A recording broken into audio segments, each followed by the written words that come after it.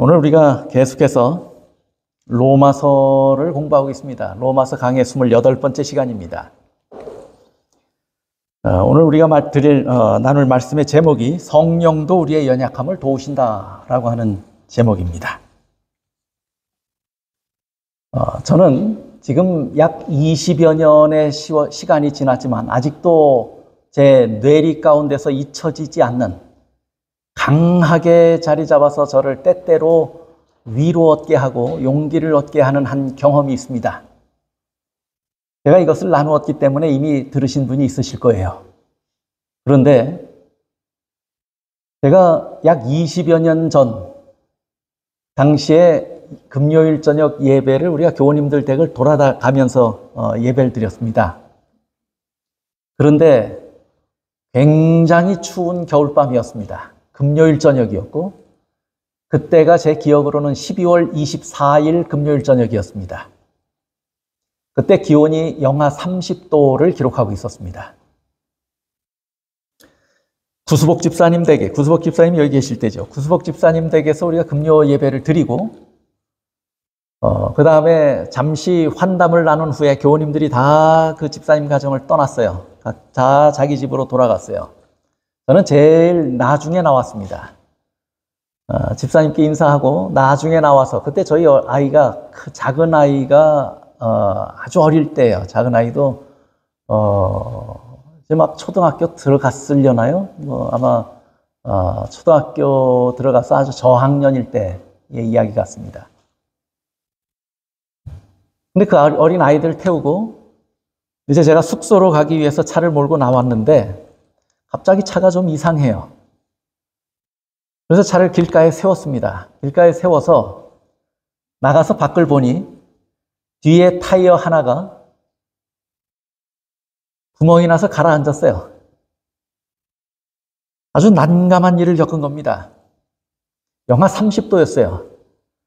그때 나가서 차에 새로운 그 타이어를 꺼내서 차를 들어 올리고 그것을 바꾼다고 하는 것이 엄두가 되질 않았어요.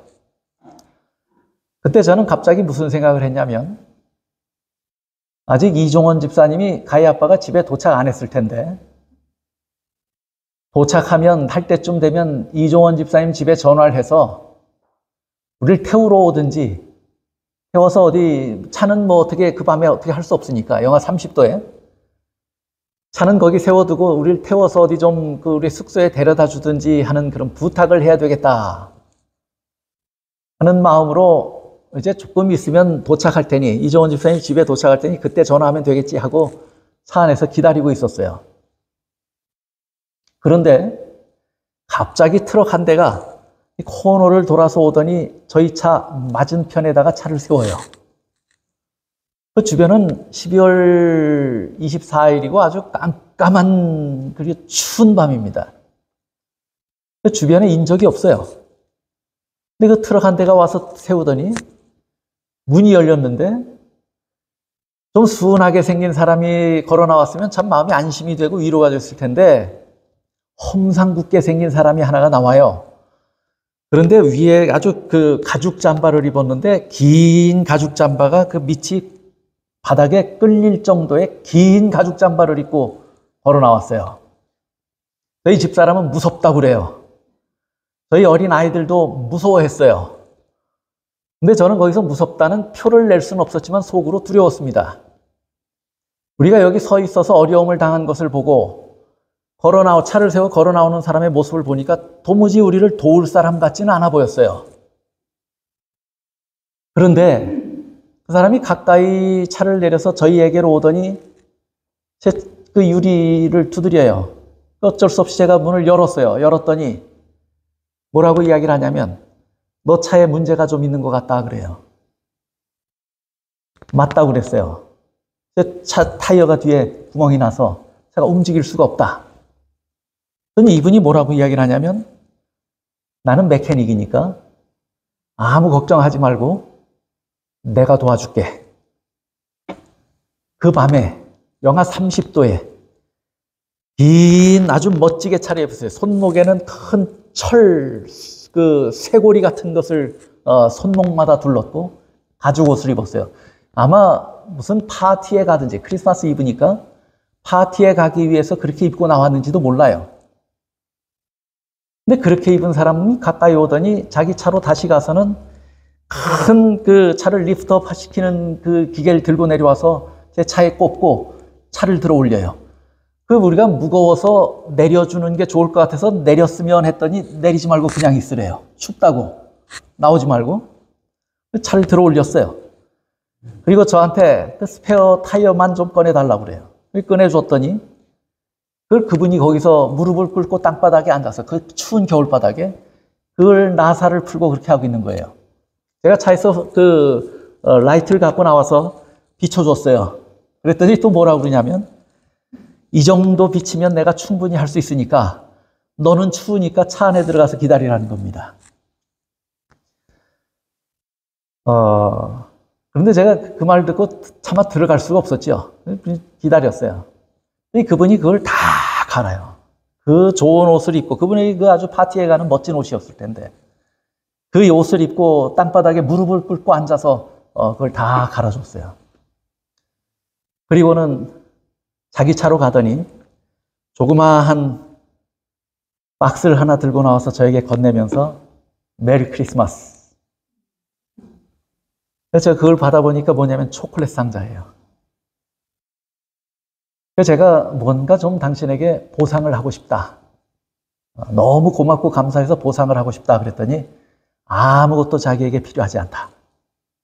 너 문제가 해결돼서 갈 수 있으니 내가 좋다. 라고 말하고 트럭을 타고 유유히 사라졌어요. 제가 안도의 한숨을 쉬고 차에 딱 타자마자 저희 작은 아이가 아빠, 내가 기도한 거 알아? 저는 그때 무슨 생각을 했냐면 이종원 집사님을 생각했어요. 한 5분만 기다리면 집에 도착할 텐데 집에 도착하면 전화해서 좀 데리러 와달라고, 추운데 좀 미안하지만 데리러 와서 우리 좀 숙소까지만 좀 태워달라고 그 부탁할 생각만 하고 있는데 저희 작은 아이는 뭐 했어요? 그 시간에 기도했어요. 누구의 응답이 더 빨랐어요? 제가 그때 굉장히 많은 것을 깨닫게 되었고 그 기억은 너무도 생생해서 아직까지 그 상황이 마치 어제 겪은 것처럼 아주 머리에 생생하게 그려집니다.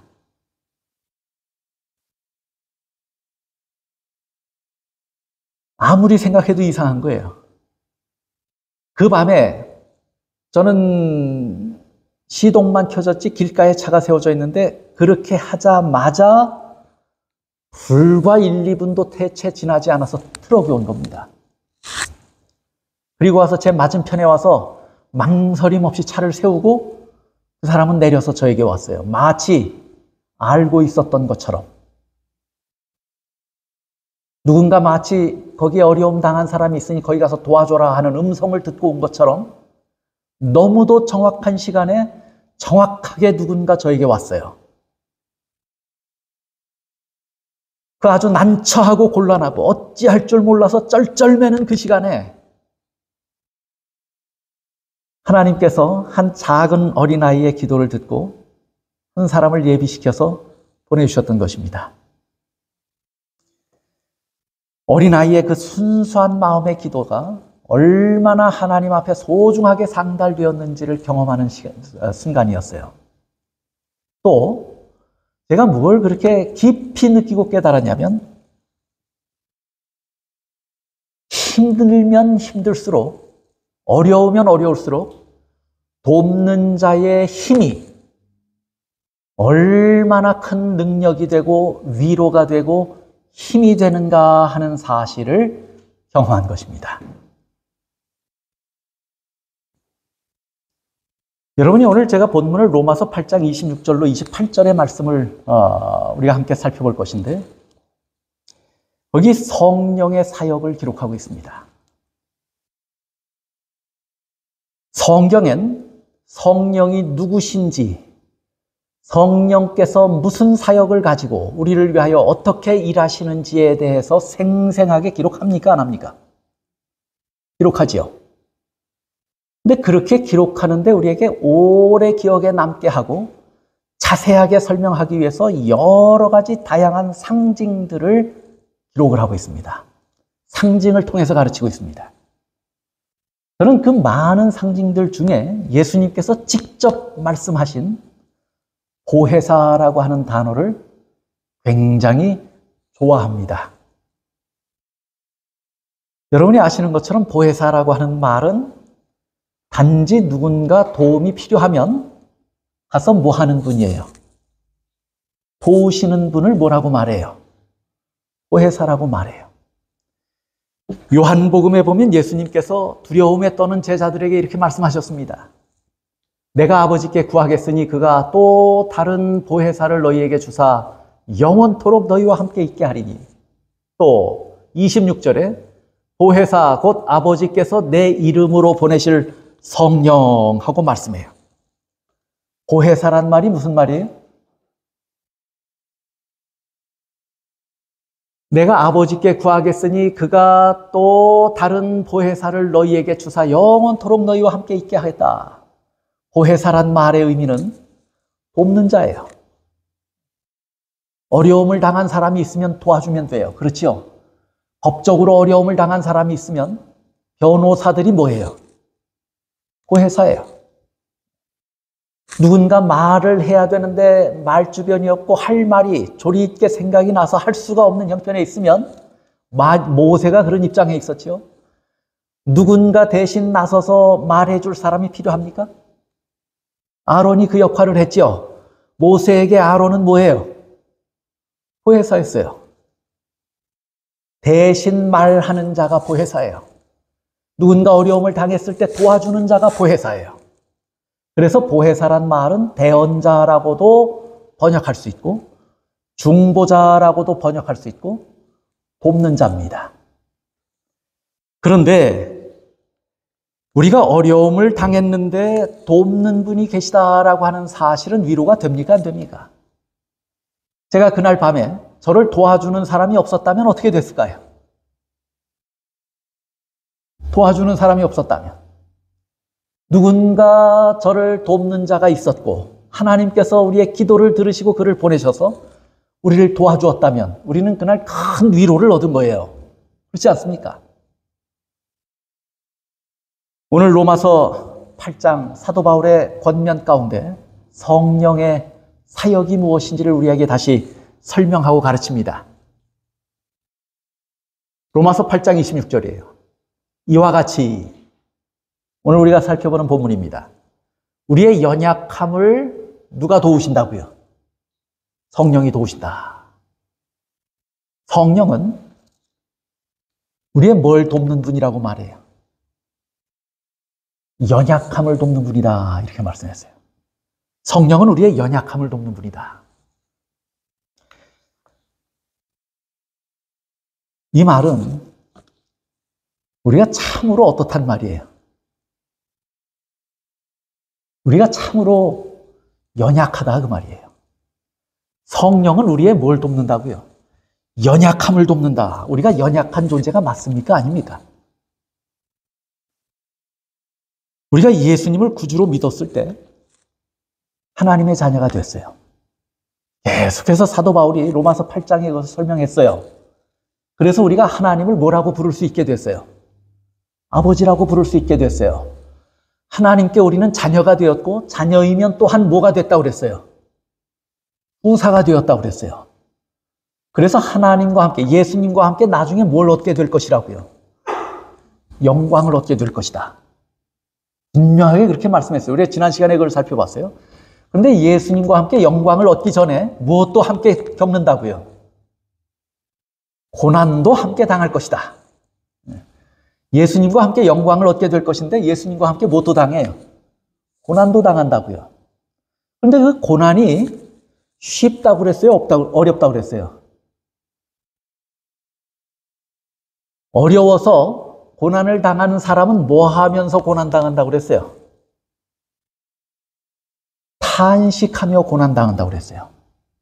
얼마나 힘들고 어려운 것인지 그냥 당하는 것이 아니고 탄식하며 당한다고 그랬어요. 그 탄식이라고 하는 말은 산모가 고통을 당하며 내는 신음소리라고 말씀을 드렸어요. 그렇게 어려움 가운데서 깊은 탄식을 내뱉으며 사는 것이 그리스도와 함께하는 고난의 삶이에요. 그러면서 그 하나님의 자녀는 몸의 구속을 뭐 한다고요? 인내하고 참음으로 그리고 소망을 가지고 바라보면서 자기 몸의 구속을 기다리느니라 그렇게 말씀했어요. 그럼 하나님의 자녀가 됐으면 곧바로 하나님께서 우리를 데리고 하늘에 가시면 그 고난을 당할 이유가 있습니까? 없습니까? 우리가 탄식하고 신음할 이유가 있습니까? 없습니까? 그런데 그렇게 하지 않으시고 그냥 이 땅에 얼마간 내버려 두시는데, 이 땅에 거하게 하시는데, 그래서 이 땅에 사는 날 동안 우리 몸의 구속을 기다리게 하시는데, 그 기다리는 시간이 뭐 하는 시간이라고 가르친 거예요? 고난당하는 시간이고 탄식하는 시간이라고 그랬어요. 그런데 여러분도 살면서 어려움을 당해보셨을 것이에요. 어려움을 당해보셨을 것인데, 여러분이 당면한 문제가 있을 때 돈으로 해결해야 할 문제가 생겼는데 돈이 많으면 탄식까지 할 필요가 있습니까? 없습니까?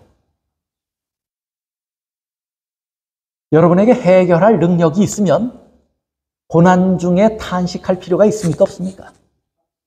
해결하면 돼요.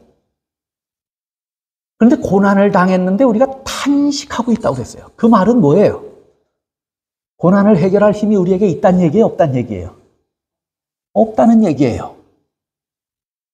고통을 속절없이 당할 수밖에 없는 입장에 있다 그 말이에요. 그 말은 연약하다는 얘기입니까? 강하다는 얘기입니까? 연약하다는 얘기예요. 우리가 연약하지 않으면 탄식할 필요가 없어요. 우리가 탄식하는 이유는 그만큼 뭐하다는 얘기냐면 연약하다고 하는 얘기입니다. 우리가 실제로 연약합니까? 안 합니까? 우리의 육신도 연약해요. 마음도 연약해요. 여러분이 강한 것 같지만 사람들이 우주선을 만들고 AI를 로봇을 만들고 굉장한 문명의 최첨단을 마천루를 지어내고 하지만 그걸 지어낸 사람의 마음은 연약한 겁니다. 가서 집에 들어가서 아내에게 한 소리 들으면 하루 종일 기분 나쁘고 속상하고 의욕 상실되고 그래요. 그 마음은 그만큼 연약한 거예요. 사람의 마음은 연약한 거예요. 강한 것 같아도 연약한 거예요. 우리 여러분의 육신은 강합니까? 어제까지는 괜찮았던 것 같은데 오늘은 어때요? 요즘 예전에 제가 처음에 와서 여러분들과 함께 지낼 땐 아프다는 소리 별로 못 들었는데 요즘은 모두가 한결같이 아프다고 그래요. 한 사람도 예외 없이. 너무 오래 있었어요, 여러분들하고. 한 25년을 같이 지내다 보니까 그때는 다 같이 좀 건강했는데 지금은 다 같이 병약해졌어요. 그 여기저기 아프다는 소리, 신음소리 천지예요. 우리 몸이 약해요. 연약해요. 우리 마음이 연약해요. 그럼 몸만 연약하고 마음만 연약한 것이 아니고 무엇도 약하냐면 우리의 믿음도 약해요. 우리 자신의 내면을 정말 정직하게 들여다본다면 우리 믿음이 약하다고 하는 것을 고백할 수밖에 없을 겁니다. 여러분이 가진 소망이 강합니까? 약합니까? 여러분의 눈에, 여러분의 마음에 주님께서 예비하신 그 하늘 본향이, 우리가 언젠가 갈 그 본향이 선명하게 그려지고 간절하게 기다려집니까? 우리가 가진 소망이 연약해요? 강해요? 우리가 가진 것은 연약한 것밖에 없어요, 보니. 연약한 것 투성이에요. 몸도 연약하고 마음도 연약하고 우리의 믿음도 그렇고 우리가 가졌던 소망도 그렇고 우리에게 속한 모든 것이 연약해요. 우리가 뭐가 됐는데 그리스도인이 되었고 하나님의 자녀가 되었고 구속과 우리 몸의 구속을 기다리며 사는 백성인데 실제 우리의 모습을 들여다보면 연약해요. 그대로 내버려 두면 여러분의 몸, 여러분의 상태를 그대로 내버려 두면 어떻게 보면 희망이 있어 보여요? 없어 보여요?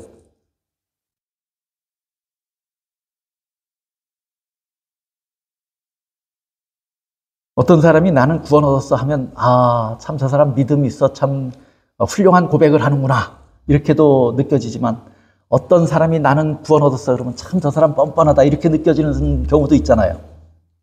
그렇죠? 오늘 우리는 어떨까요?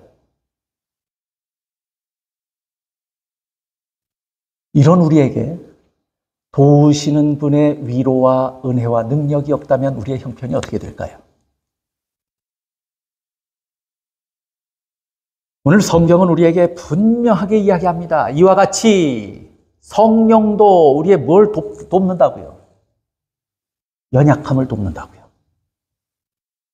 우리의 이런 연약한 모습이 추하게 내버려진 것이 아니고 조롱거리로 내어버려진 것이 아니고 성령께서 가까이 오셔서 도우시는 것이라고 하는 사실을, 연약한 우리를 도우시고 계시다고 하는 사실을 꼭 기억하게 되시기를 바랍니다. 성령은 우리를 뭐 하시는 분이에요? 돕는 분이에요. 우리의 연약함을 돕는 분입니다. 성경도 그것을 여러 가지로 이야기를 했어요. 탄식한다고 그랬어요. 연약해서 그래요. 고난을 함께 받아야 되는데 그리스도의 고난을 함께 받는다고 하는 것이 말이 저렇게 우리가 읽기 쉬워서 저렇지 그리스도께서 받으신 고난이 우리가 상상조차 할 수 없는 고난일 텐데 우리가 살면서 일평생 경험해 보지 못한 그런 고난인데 그 고난을 뭐 한다고 그래요? 함께 받는다고 그래요. 지금 우리가 이런 연약한 상태에서 그 고난을 받고 탄식하면서 우리의 믿음을 지켜낼 자신이 있습니까? 없습니까? 우리 홀로 내어버려진다면 저런 상태에서 우리가 믿음과 소망을 지켜낼 자신이 있습니까? 없습니까? 아까도 말씀드렸지만 소망으로 구원을 얻었다고 그랬는데 우리의 소망은 다 흐려졌어요. 또 참음으로 기다릴 것이다 그랬는데 참을성도 없어졌고 기다림도 간절하지 않아요. 또 로마서 8장 23절에 우리 몸의 속량을 기다리느니라 그랬어요. 우리 몸이 속량되기 전까지는 몸도 연약해요. 또 로마서 8장 26절에 우리는 마땅히 기도할 바를 알지 못하나 그랬어요. 기도조차도 제대로 한다는 거예요? 못한다는 거예요? 우리의 기도조차도 연약한 우리가 기도조차도 제대로 못하고 산다 그렇게 말해요. 이렇게 우리는 연약해요. 또 잠언에 보면 하루 동안에 무슨 일이 일어날는지 네가 알 수 없으면 내일 일을 알 수 없어요. 아무것도 모르고 우리는 살아가요. 연약한 존재예요. 또 잠언 16장 25절 보세요. 어떤 길은 사람이 보기에 바르나 필경은 사망의 길이니라. 여러분이 걷는 길이 무엇이 진짜 행복인지 무엇이 진짜 축복인지 정확하게 분별하며 걸어가십니까? 정확하게 구별해서 무엇이 우리가 진짜로 걸어야 할 길인지 정확하게 여러분이 보시면서 걷고 있습니까?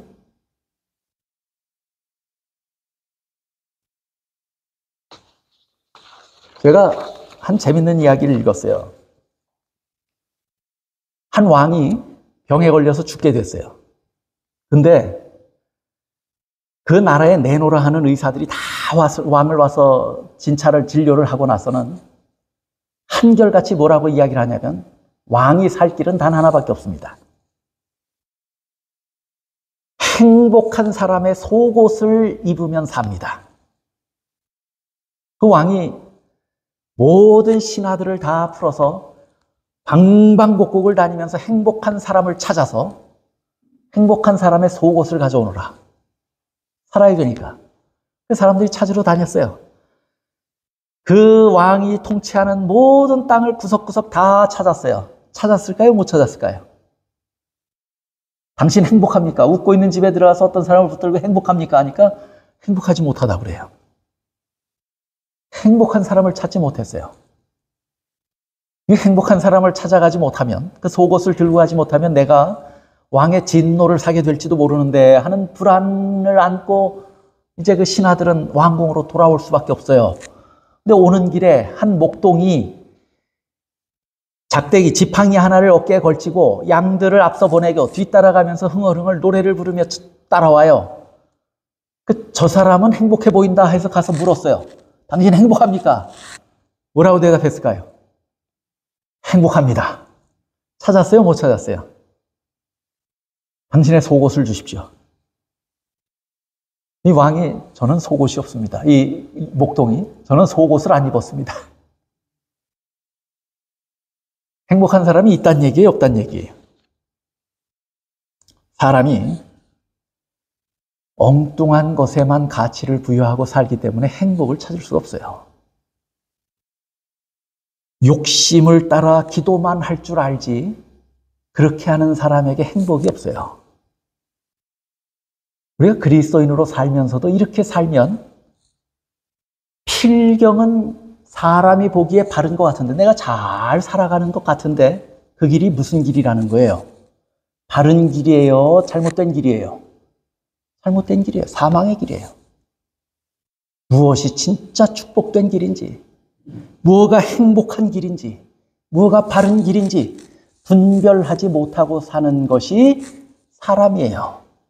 그래서 사람은 뭐라고 말하냐면 연약하다고 말하는 것입니다. 연약해요. 그런 우리에게 도우시는 분이 없다면 탄식하는 우리에게 희망이 있습니까? 없습니까? 그래서 성령께서 그런 우리의 연약함을 뭐 한다고 말씀하냐면 도우신다고 말합니다. 그 다음에 말씀을 보세요. 그냥 어떻게 돕는다고 말하냐면 이와 같이 성령도 우리의 연약함을 도우시나니 우리는 마땅히 기도할 바를 알지 못하나 오직 성령이 말할 수 없는 뭘로 도우신다고요? 탄식으로 우리를 위하여 친히 간구하시느니라. 성령은 말할 수 없는 탄식으로 우리를 돕는다고 그랬어요. 여기서 아까 우리가 지난 시간에 살펴본 내용은 뭐냐면 우리가 우리 몸의 구원을 기다리는 동안에 뭐 하면서 참는다고 그래요? 인내하고 기다린다고 그랬어요. 탄식함으로 바라본다고 그랬어요. 그렇죠? 탄식함으로 소망을 바라보고 탄식하며 우리 몸의 구원을 기다린다 그랬어요. 이 세상의 피조물들도 탄식해요. 우리가 탄식합니까? 안 합니까? 연약해서 우리는 탄식할 수밖에 없어요. 그런데 우리만 탄식하는 것이 아니고 누구도 탄식하신다고 말해요. 성령도 탄식하신다고 말해요. 우리의 탄식은 무엇이고 성령의 탄식은 무엇일까요? 여러분은 왜 탄식하셔요? 우리가 연약하기 때문에 탄식한다고 배웠잖아요. 그렇죠? 문제는 분명히 시작이 됐는데 해결할 힘이 우리에게 없으니까 탄식하는 거예요. 고난을 겪어낼 자신이 없어서 탄식하는 거예요. 우리가 견디어낼 고난의 범위를 넘어선 것을 바라보며 탄식하는 거예요. 우리가 연약해서 탄식해요. 그러면 성령도 탄식하시는데 성령은 왜 탄식해요? 우리처럼 탄식하신다는 얘기예요? 성령은 왜 탄식해요? 성령의 탄식은 두 가지로 좀 살펴볼 수가 있어요. 첫째는 뭐냐면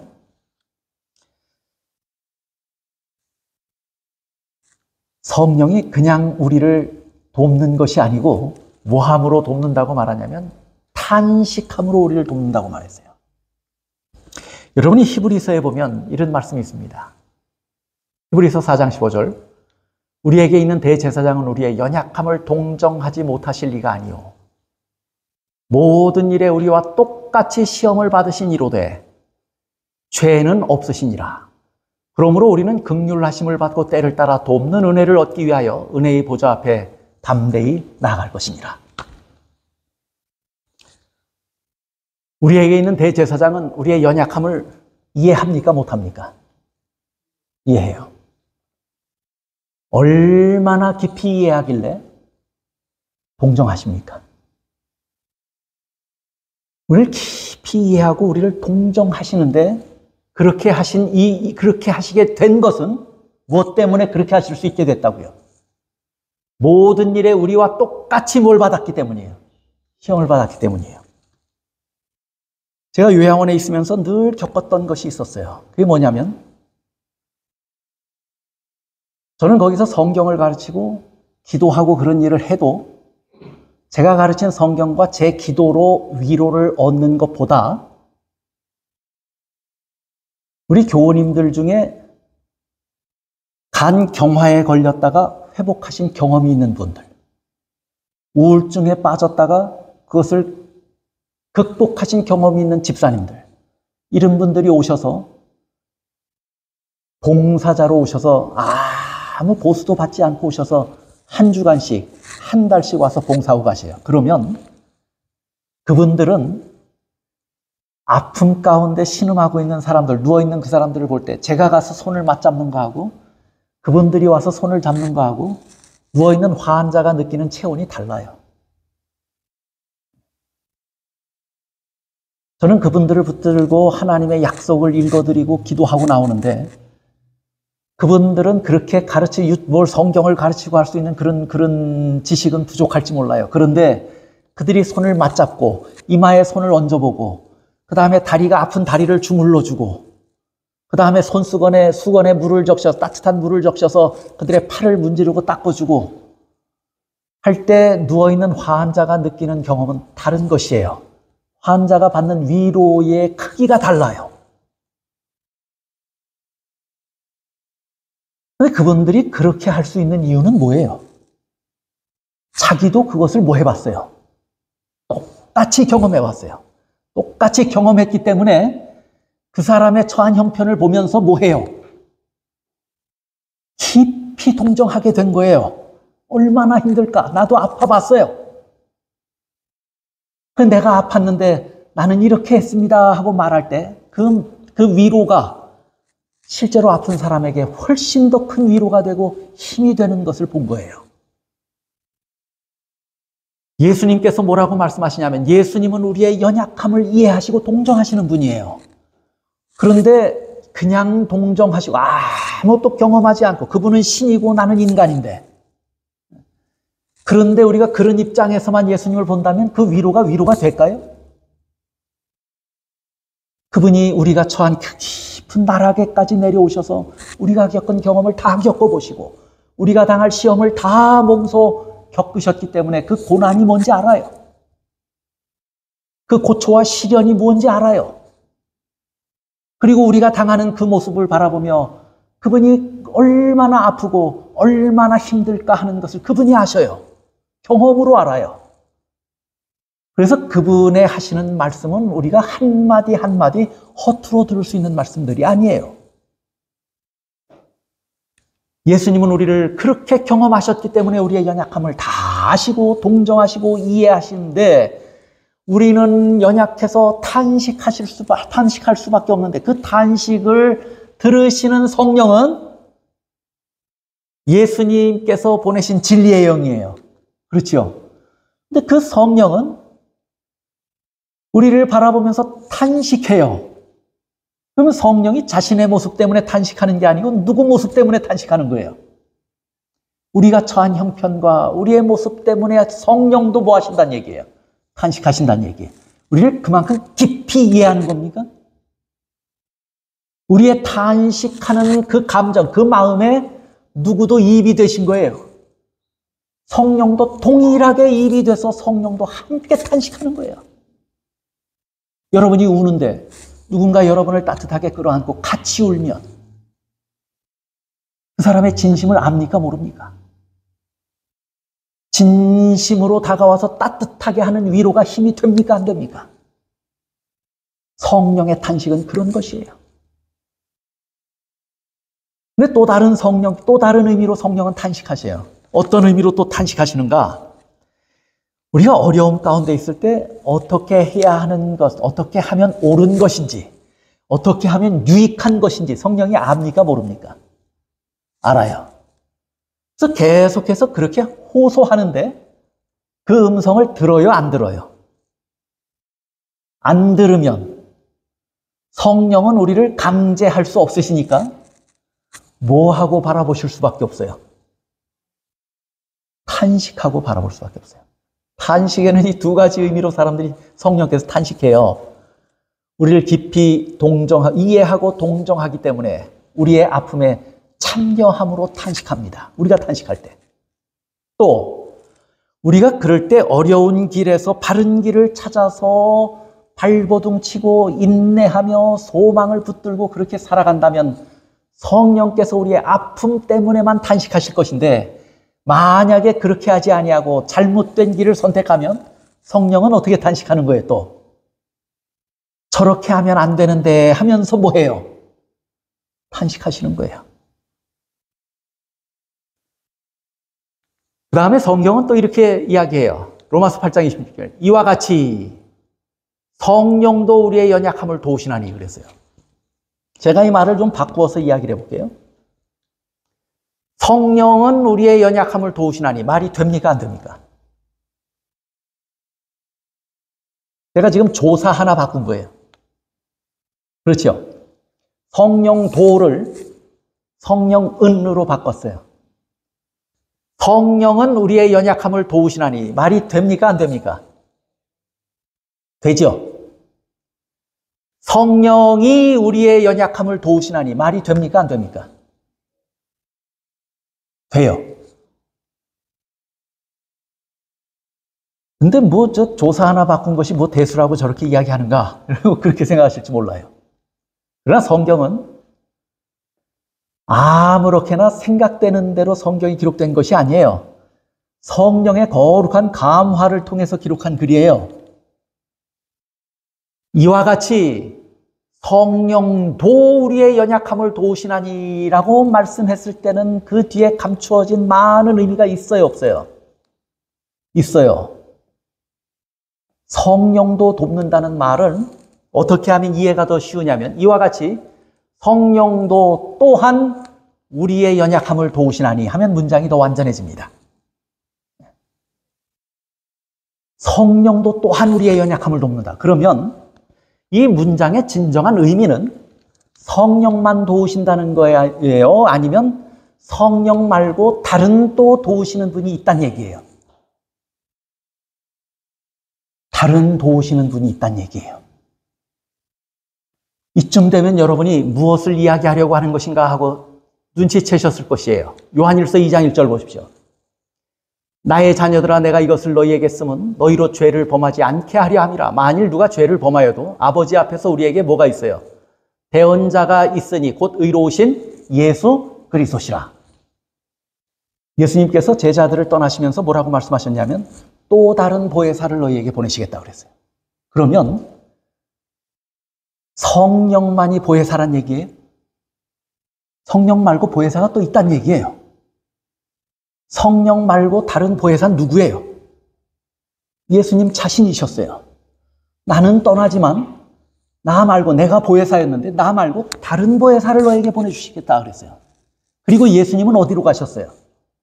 하나님 보좌 우편에 가셨어요. 앉으셨어요. 근데 거기 앉아서 뭐가 되셨다고 말해요? 대언자가 되셨다고 말해요.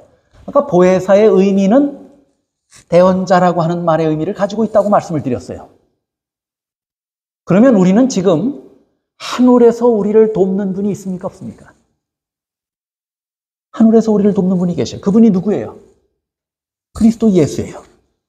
그래서 로마서 8장에도 34절에도 그렇게 말해요. 누가 정죄하리요? 죽으실 뿐 아니라 다시 살아나신 이는 그리스도 예수시니 그는 하나님 우편에 계신 자요 우리를 위하여 뭐 하시는 분이에요? 간구하시는 분이에요. 보세요. 하늘에서도 우리를 위해서 친히 마땅히 빌바를 알지 못하고 기도하는 자들을 위해서 간구하시는 분이 있습니까? 없습니까? 하늘에도 계셔요. 예수님이에요. 이 땅에도 있다는 얘기예요. 그러니까 로마서 8장 26절은 이와 같이 성령도 너희의 연약함을 도우시나니 라고 하는 말씀은 하늘에서 우리의 연약함을 도우시는 보혜사 예수님께서 계시고 성령께서도 이 땅에 오셔서 직접 우리를 도우시는 뭐가 되신단 말이에요? 보혜사가 되신단 말이에요. 저 문장이 그냥 아무 생각 없이 기록된 것이 아니에요. 놀라운 진리의 말씀들을 가르치려고 기록한 것이에요. 오늘 우리를 돕는 보혜사가 적어도 2분 계시다고 하는 사실을 성경은 이야기합니다. 그렇죠? 한 분은 하늘에서, 또 다른 한 분은 어디에서? 이 땅에서 우리를 돕고 계시다고 하는 것이에요. 이것이 얼마나 우리의 구원을 위해서 도우시는 일이, 도우시는 역사가 겹겹이 우리를 둘러싸고 있는 것이 아닌가 하는 것을 여실히 보여주고 있지 않습니까? 여러분이 눈이 열려서 하늘의 하나님의 보좌 우편에서 우리를 돕는 보혜사가 계신 것을 꼭 보실 수 있었으면 좋겠습니다. 이 땅에서 우리의 마음속에 오셔서 우리의 연약함을 도우시는 성령이 계시다고 하는 사실을 꼭 기억하고 바라보실 수 있었으면 좋겠습니다. 또 성령도 우리를 돕는다는 말은 그 말의 의미만 가지고 있는 것이 아니에요.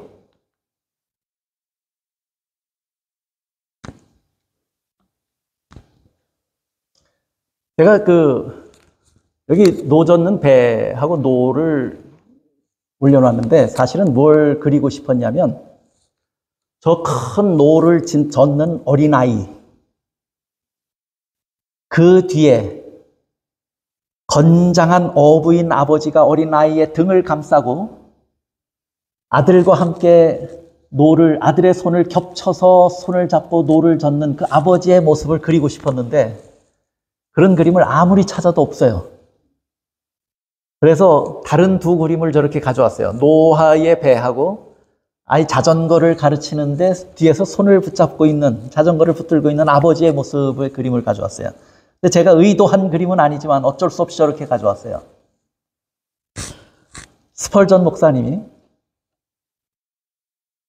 도우시는 성령에 대해서 말씀하면서 이런 예를 들었어요.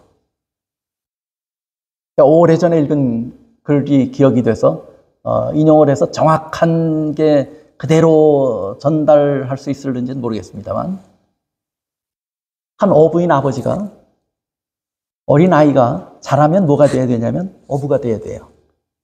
그러면 어려서부터 이 아이에게 뭘 가르치는 게 좋을까요?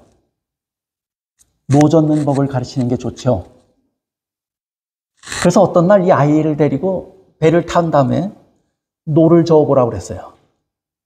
이 아이는 아버지가 노 젓는 법을 여러 번 봤어요.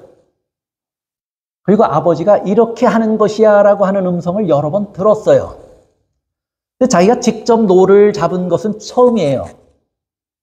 그런데 들은 것만 가지고, 본 것만 가지고 노를 잘 저을 수 있을까요? 어른들도 그건 쉽지 않을 거예요. 경험이 없으면. 근데 이 어린아이가 자기 키보다 큰 노를 붙들고 보고 들은 것만 가지고 노를 저어보려고 하는데 잘 안 되는 거예요. 그 큰 노를 자기가 혼자 감당도 어렵고 거기에다가 물살도 있어요. 물살이 센 곳을 딱 만났는데 보니까 아무리 노를 들고 흔들어 봐도 배는 나아가지 않고 점점 이리저리 흔들리고 밀려나요. 이 아이는 속수무책인 상태에서 고개를 들려서 누굴 보냐면 아버지를 보았어요.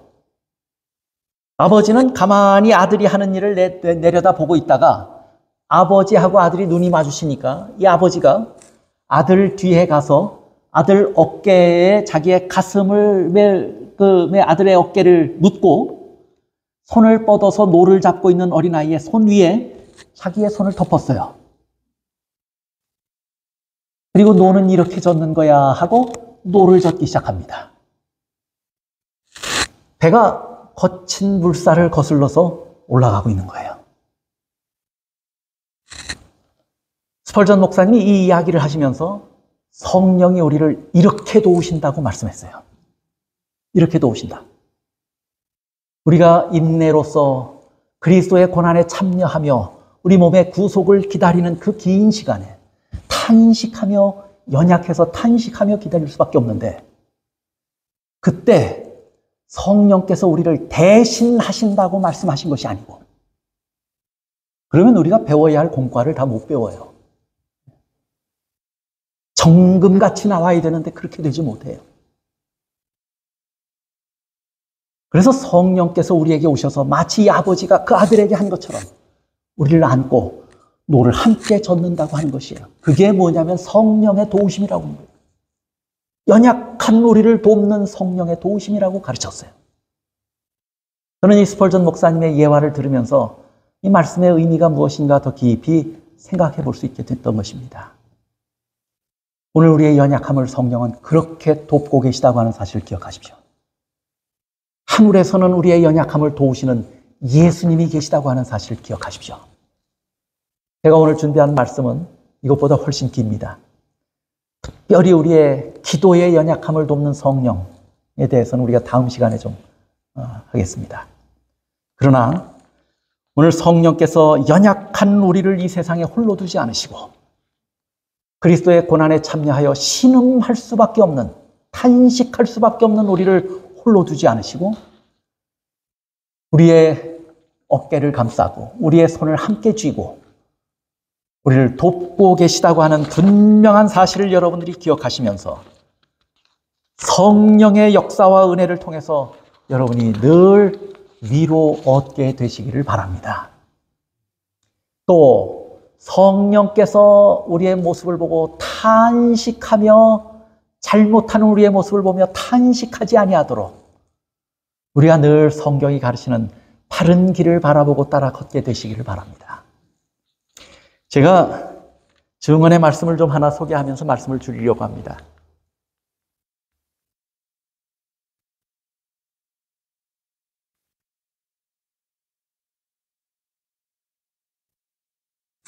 가정과 건강 172쪽인데요. 여러분이 그 가정과 건강 하니까 그 매달 받아보는 잡지를 생각하실 수 있는데 와이트 저술한 책의 이름입니다. 가정과 건강이라고 하는 책이 있습니다. 172쪽에 우리가 무지함으로 실족할지라도 구주께서는 우리를 버리지 않으신다. 우리는 결코 홀로 있다고 생각할 필요가 없다. 보혜사께서 우리와 함께 계신다. 성령도 보혜사고 누구도 보혜사예요. 예수님도 보혜사예요. 보혜사께서 우리와 함께 계신다. 아무도 스스로 자포자기하거나 낙심하거나 실망할 필요가 없다. 각 영혼들과 그 영혼들의 특수한 필요와 시험을 아실 뿐만 아니라 심령을 괴롭히고 어렵게 만드는 모든 환경을 아신다. 그분께서는 동정어린 친절로서 고통하는 모든 영혼들에게 당신의 손을 뻗고 계신다. 그분은 우리의 연약함을 아시고 마음속에 동정을 느끼시며 우리의 어려움과 난처한 문제들을 가져와서 당신의 발 앞에 내려놓기를 원하신다.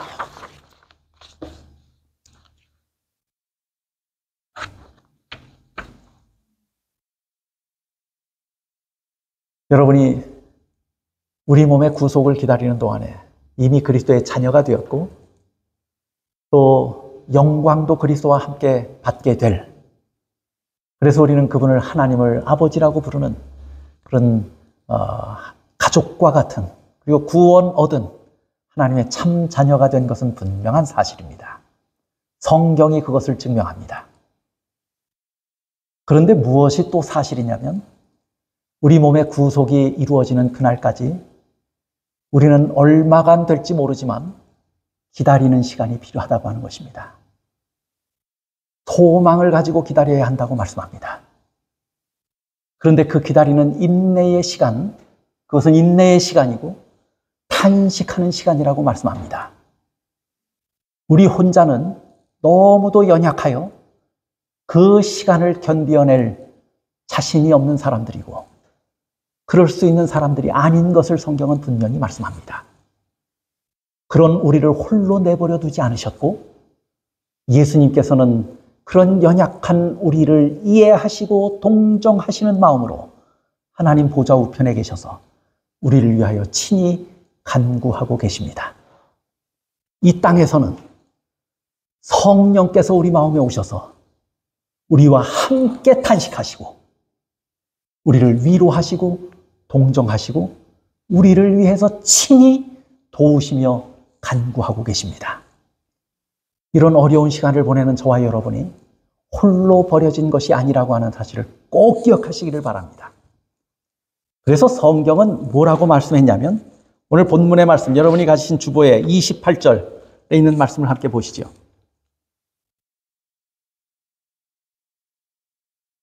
로마서 8장 28절입니다. 우리가 알거니와 하나님을 사랑하는 자 곧 그의 뜻대로 부르심을 입은 자들에게는 모든 것이 합력하여 선을 이룬다고 말합니다. 성령의 도우심과 예수 그리스도의 중보와 또 인내로서 견뎌내는 그리고 소망을 잃어버리지 아니하는 우리의 믿음이 합쳐져서 연약할지라도 그 모든 것들이 다 합쳐져서 뭘 이루어낸다고요? 결국에 선을 이루어내실 것이라고 분명하게 말씀합니다. 이 말씀이 오늘 우리에게 위로가 되고 격려가 되고 힘이 되게 되시기를 간절히 바랍니다. 말씀을 마치겠습니다.